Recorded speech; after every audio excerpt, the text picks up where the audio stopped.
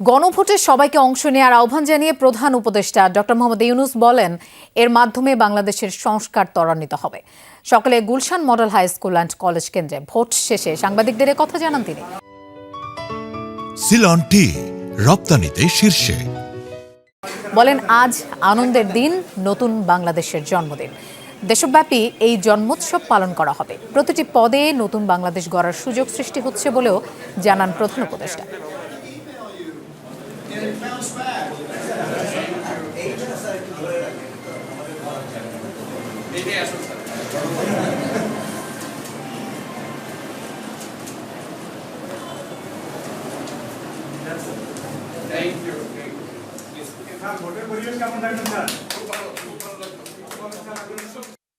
নতুন বাংলাদেশের জন্মদিন, সারা দিন ব্যাপী আমরা এই জন্মদিন উৎসব পালন করব।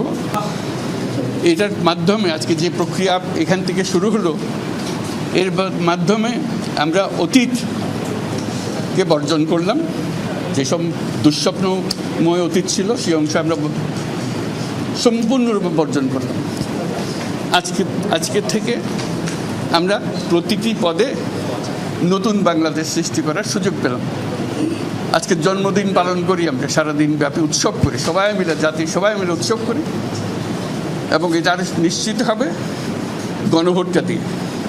প্রার্থীর জন্য আমরা ভোট দিলাম, সেটা খুব গুরুত্বপূর্ণ, কিন্তু গণভোটটা খুবই গুরুত্বপূর্ণ। সারা বাংলাদেশ পাল্টে যাবে। তো সবাইকে আহ্বান জানাচ্ছি গণভোটে অংশ নেবার জন্য, যাতে করে আমরা নতুন বাংলাদেশ গড়ে তুলতে পারি।